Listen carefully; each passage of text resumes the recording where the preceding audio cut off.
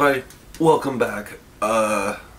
Today's episode of Dice Jockey, we've got a long one, because it was a hell of a game. So, last time, we fought through some stuff, got some evidence, and we end up in this little shit town. It was literally like a market, some houses, and a church.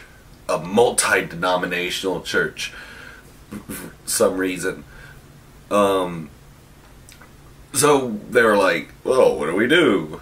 My character, being the only religious person in the group, said, hey, why don't we check the church? So we went to the church, and I, of course, go look for the priest for my religion to question him, and we ask him if he knows anything about the Shrouded, or someone named Rezoman, or a guy named Rudrigard. These were the only names that we had to go off of. Well, the priest says, well, my name's Rezoman. We're like, what? And we meet another guy named Rudrigard. We're like, what the hell's going on here? I have my theories, everyone else has their theories. I'm thinking alternate realities, but that's yet to be determined. So we learn that a group of people come in at night, sell wares, leave at night. So we go detective and track them. We post up outside waiting for them to leave, and then we follow them. We walk along, we follow them fairly easily. We get to a tree, and we've lost them. They just kind of vanished. We're like, okay, there gotta be something with the tree. Tree in the middle of a field, nothing else around. Has to be something with the tree. Boy, were we right. The tree attacked us. So we got to fight a tree. Not like a trent or anything like that. A tree. It was smacking us with branches. Think Evil Dead, but less rapey. So we beat the tree, and it like, and there's a hole going underground. We're like, of course. So we go down, and we're in a new little complex like the one before, but less old. The DM said that it looked more used than the last one we found. So we start moving through the dungeon compound, go down a hallway, door, another door into a room. Well, our Magus, in his infinite wisdom and knowledge, decides to slowly open the door and make a creaking noise and alert baddies. So we have a fight. And we fight. It was like 4 dudes, I think it was. Well, 2 dudes, and then 2 more came in about halfway through. But we pretty much wrecked house on them. It was an easy fight. They didn't have nothing on us. So we investigate some more, find a hidden stairwell. Like, oh, okay.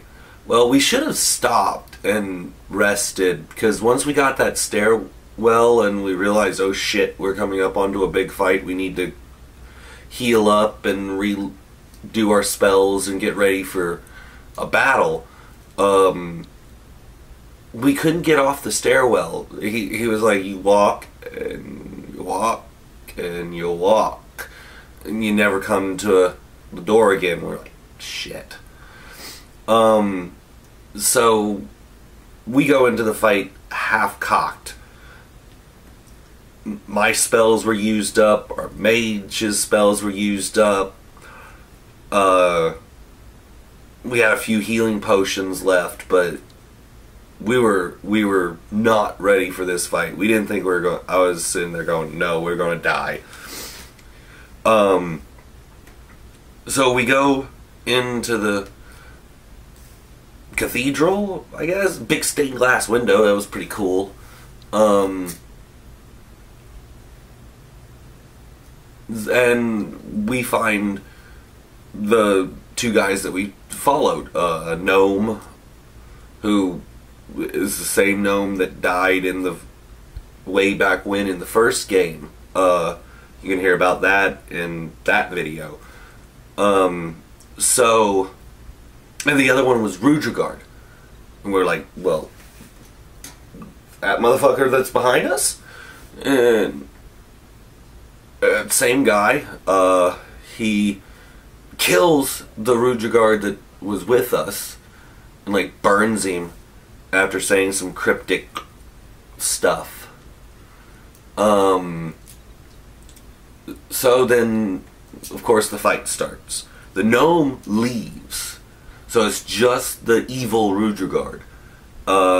And his buddies that he summons of 4 more living tree thingies that we had fought earlier. So, yeah, we fought a lot of trees in this game. In fact, the DM showed me later on this picture, and it was some characters looking at a mountain, and the caption said, "It's a mountain. I bet we're gonna have to kill it." Well, so the fight starts, and we've come up. This gave us a really good idea that we're going to definitely use from now on. And if they don't, I'm going to suggest using it. Our mage has a spell called Enlarge, letting him, exactly what it says on the tin, enlarge people.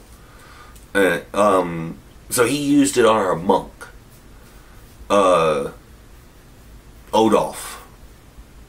He enlarges old Odolph into a giant-sized creature, and he just wrecks house on these evil trees. I mean, he's sitting there punching evil trees. It was pretty cool. While the rest of us are just kind of whittling the trees down.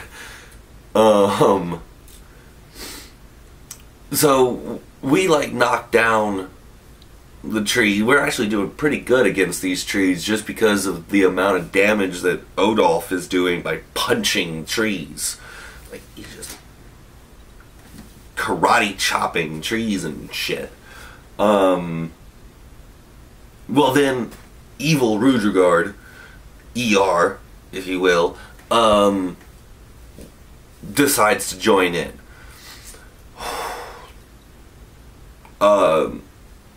He starts using like this energy bow thing. Apparently it's like a Destiny ripoff.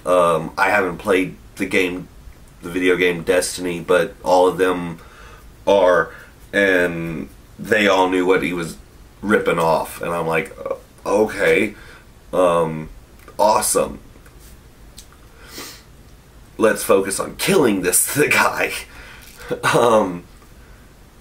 So we fight, and we're actually doing pretty good. I'm sitting there doing everything I can, casting what little bit of magic I got left, and doing what I can, because I can't really get close to anything without getting waylaid, taking the risk of getting waylaid, and I need to stay somewhat alive, because I, have the healing stuff.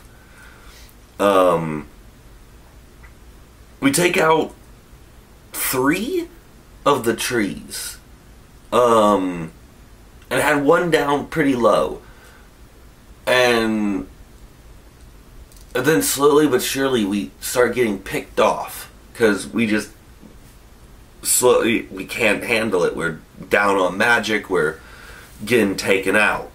Odolph dropped. And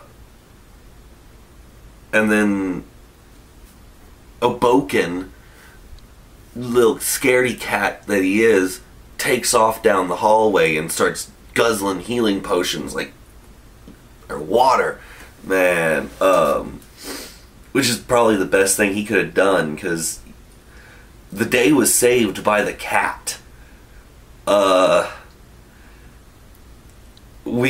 He was the one who finally actually took down Rudragard. We fought, and he took down Rudragard, and in the final little he tries to supernova us, basically, and take us all out with him.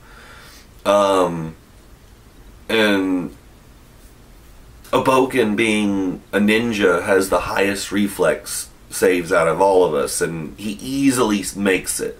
The rest of us, not so much. Everybody drops but Oboken.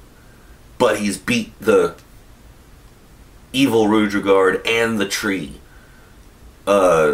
Apparently once Rudragard died, the trees would have taken out, so we could have just focused our attacks on him, as the DM tells us later on. We're like, well, you know, we figured giant moving trees were more important. So he gets us back up. Like, we were all down to various levels of dead. So we drink healing potions, get back on our feet, start searching the room. We found like a map also of their other locations, of like their bases or whatever. And a buttload of magic items. Mostly useless stuff, but a buttload of magic items. I now have a little orb that I can cast light on, and it will just kind of hover around with me like, oh, hey, I got a walking torch now. Cool. So yeah, we don't really know what we're going to do after this. We found a secret passageway leading back out of the compound. More than likely we're going to use the map now to figure out bases and start striking the bases and trying to take down these shrouded and learn more about them. I'm a strong believer in that we're dealing with an alternate reality version of people based on things that we've had happening. Dreams that our characters are getting where we see ourselves but we're different than how we should be. Like, I'm wearing the armor of a paladin, and Longshot has a different gun, and just various things like that. We're thinking, other people think like time travel or doppelganger, but I think alternate reality versions of people, and I think I'm going to be right. So yeah, that was pretty much the game as of right now. We have to still find the shrouded,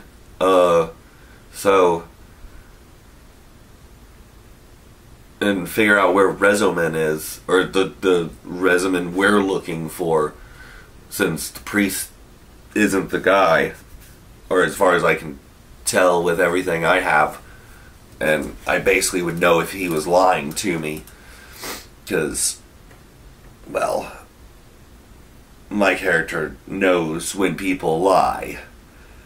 That's part of his job as an inquisitor. So yeah, we're more likely the next bit will be us returning to town to sell off all of our loot and re-stockpile and figure out where to go from there.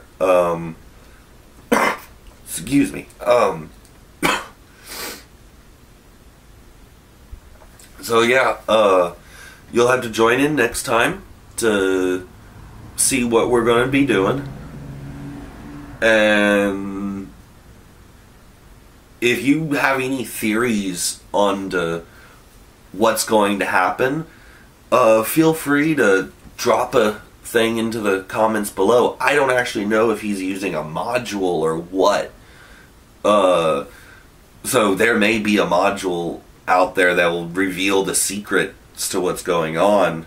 I'm kind of not looking for it just because I'm enjoying the story. But if you got a theory, let me know. I could even do a video. If I get enough theories dropped, I could even do a video talking about them.